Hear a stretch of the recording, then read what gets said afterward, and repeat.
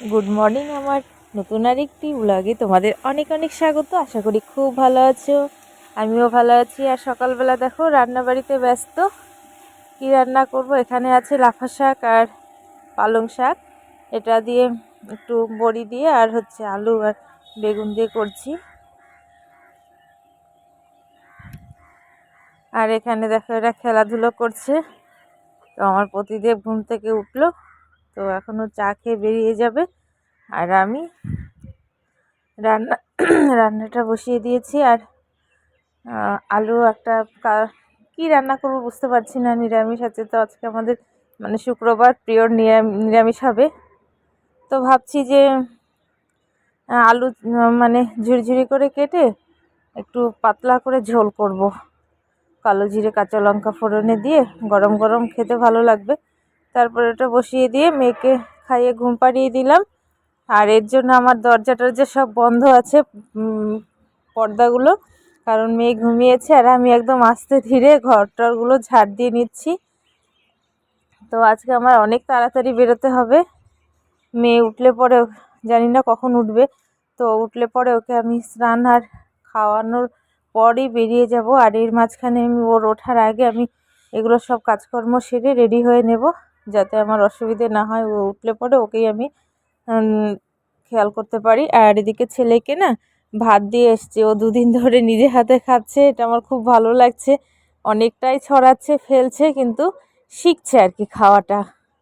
আগে আগে বলতে মানে 1-2 বছর হলো ও বিয়ে বাড়িটারি কোনো অনুষ্ঠান বাড়িতে নিজে খেত, তারপরে দেখো এখন নিজেই খাচ্ছে। এটা আমার অনেকটাই মানে সময়টা বেঁচে যাচ্ছে আর কি। কারণ বাচ্চাকে মোবাইল দেখে দেখে খাওয়ানো অনেকটা টাইম লেগে যায়, আর মুখের মধ্যে নিয়ে টোপলা করে রেখে দেয়। তারপরে বললাম আজকে আমার ডিউটি সারা দিন ছিল, সেখানে আমি কোনো ভিডিও আমি করি না আমার কাজের ওখানে। তারপরে বাড়ি এসে চা করে নিলাম সবার জন্য, আর চা খাচ্ছি। আর এদিকে দেখো ঠাম্মি আর নাতনি আর নাতি মিলে একদম পাগল করে দিচ্ছে। এখানে কয়টা মুড়ি বিছানায় ছড়িয়ে দিয়েছে, সেই মুড়িটা নিয়ে কি ব্যস্ত আমার 2 ভাই বোন। ওর বুনুকে খেতে দেখে ওর দাদা ভাইয়েরও খাওয়া শুরু হয়ে গেছে। তো আমার বর এখনই ভাত খেলো, তো ভাত খাওয়ার পরে ছেলের সাথে একটু ক্রিকেট খেললো, পাগল করে দিচ্ছে বাবা খেলো খেলো। আর আমার সোনামায় দেখো ওর বাবাকে, কারণ মা বাবা সৎসঙ্গে গেছে, তো 7:30টার দিকে গেছে, আসবে 9:30টার সময়। তো বলেছে যে তুই বের হোস না, আমরা আসার পরেই বেরোবো। তো ও আছে, আর আমি এদিকে একটু কাজ করছি, রান্নাবাড়ি ভাতটা বসিয়ে দিয়েছি। আর এই যে পকোড়া করব, তো এই ক্যাপসিকামগুলোর পকোড়া বানাবো। দেখো এগুলো আমরা ফার্স্ট টাইম এটা খাচ্ছি, তো এটা পকোড়া খাওয়ার জন্য নিয়ে এসছে। আর যে ভাত হয়ে গেছে উপর দিয়ে দিয়েছি। আর আমার এই যে দেখো এগুলো আমি সব ধুয়ে টুয়ে রেখেছি, জানি না কেমন লাগবে খেতে। তো আমি বরকে বললাম আমি কোনোদিনও করিনি, এটা কি হালকা সেদ্ধ করে নেব? তো বললো না সেদ্ধ করতে হবে না, তুমি ব্যাটারটার মধ্যে দিয়ে ফ্রাই করে নাও, একটু বেশি তেল লাগবে এটাই আর কি। তো তাই করে নিচ্ছি। তো মা বাবা তো এখনো আসেনি, তো ভাবছি একটা দুটো করে নিই, দেখি কেমন লাগে খেতে। তো সন্ধ্যাবেলার মানে খাওয়াটা হয়ে যাবে আর কি। তাই এটা একটু ভেজে নেব। চিনি দিয়ে ওকে রান্না করে দিতে আমার পেট ব্যথা করতো। আর এই যে দেখো কি শুরু করে দিয়েছে, ওর বাবা একটু মিষ্টি খাচ্ছে, তো মিষ্টিটা মানে কটর মটর আওয়াজ হচ্ছে, ও বারবার করে মুখ ওর বাবার মুখের সাথে মানে জিভ থেকে নিচ্ছে আর কি। খুব কিউট লাগে এটা, জানো বাবার মেয়ের সম্পর্ক সত্যি খুব কিউট, খুব মিষ্টি। আর ও তো ভীষণ পছন্দ করে বাচ্চা। আর সত্যি কথা ওর তো বোন নেই, আর মেয়ে হয়েছে না, ওর মানে কি বলবো, মানে হাতে চাঁদ পাওয়ার মতো অবস্থা। আর ছেলে তো ওর বন্ধু, বাবা বলেও মানে ছেলেও যেমন মানে না, ও সেরকম ছেলের সাথে বাবা মানে ছেলে সম্পর্কের মতো থাকে না, সারাক্ষণ মারপিট কিরকম করে থাকে। যখনই বাড়ি আসবে বাবা এটা ওটা মারপিট লেগে যাবে। তো মা মাঝে মধ্যে অস্থির হয়ে যায়। আর এই যে আমার সোনামা দেখো এত হিসু করেছে, সব নিচের প্যান্টগুলো ভিজিয়ে দিয়েছে। এখন উপরে আবার যাব আসবো, ও দাদা ভাইয়ের একটা প্যান্ট ছিল সেটা পরিয়ে দিয়েছি, এই যে ঝুলঝুল করছে। আর এখন ওর বাবাকে অস্থির করে দিচ্ছে। ওর বাবা বলছে এত দুষ্টু মানে হয়েছে, আমি এত দুষ্টু হয়নি, ও আগে থেকে এরকম দুষ্টু, কিন্তু তুমি তো এরকম রাখো না, না আধা ঘন্টা রাখছো তাই একদম অস্থির হয়ে গেছো। কারণ আমি এদিকে ওগুলো ফ্রাই করছি আর ও মেয়েকে রাখছে, খুব অস্থির হয়ে যাচ্ছে। আর ছেলে পড়তে গেছে তো, মানে ও সময় আর ওর পার হচ্ছে না, কিভাবে দুষ্টুমি করে যাচ্ছে। তো প্রথমে কি করছি বলো তো, এভাবে ফ্রাই করছি। তারপরে আমার বর বলল কি, এভাবে না মাঝখান থেকে চিড়ে নাও, আধা করে করে ফ্রাই করো, দেখবে ভালো লাগবে। তো আমি তাই ভাবছি যে আধা করে চিড়ে নিয়ে ফ্রাই করলেই হয়তো ভালো হবে। এটা কেমন হচ্ছে বলো তো, ভেতরটা সেদ্ধ হচ্ছে না, কিন্তু বেশ ভালোই লাগছে, কিন্তু বাবার খেতে অসুবিধে হবে, এটাই আর কি। তো দেখি ফ্রাই মাঝখান থেকে চিড়ে নিয়ে ফ্রাই করব। আর এটা কে কে খেয়েছো কমেন্ট করে অবশ্যই জানাবে, ভীষণ ভালো লাগছে। আর ফ্রিজে না কিছুটা বকফুলও আছে, মা এলে ওগুলো বেছে টেছে বড়া করবে। আর আমি এগুলো কয়েকটা করে দেখি ছেলের আসার টাইমও হয়ে গেছে, সস দিয়ে খেতে বোধহয় ভালোই লাগবে, তো সস দিয়ে খাওয়া হয়ে যাবে।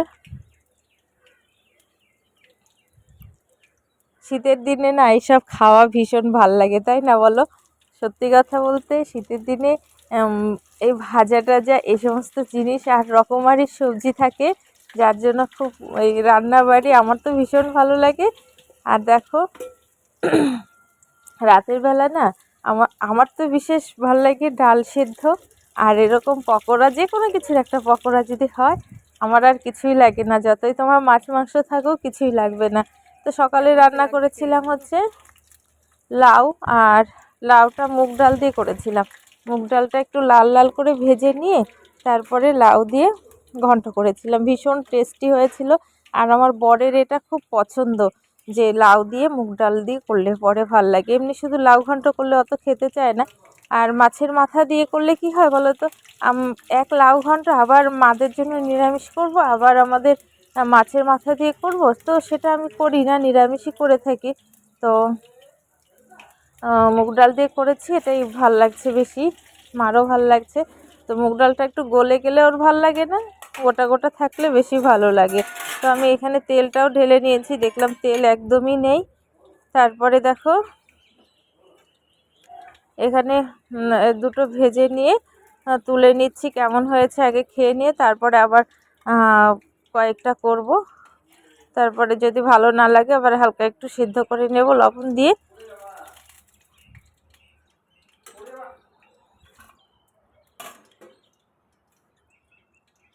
এই যে দেখো এটা এই দুটো করে নিয়ে একটু সস দিয়ে খেতে হবে, না হলে না এটা ভালো লাগবে না।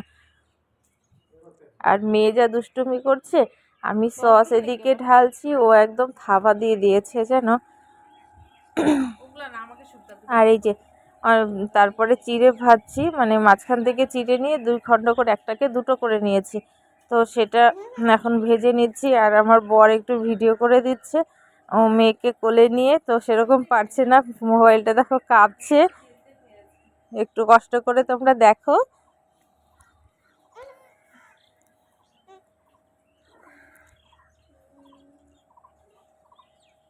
তো ভাত হয়ে গেছে, ডাল সিদ্ধ হয়ে গেছে, আর সকালের সব কিছুই আছে, কিন্তু অল্প অল্প একটু ডাল সিদ্ধ করলে ভালো লাগবে, সবার ঠিকঠাক হয়ে যাবে আর কি।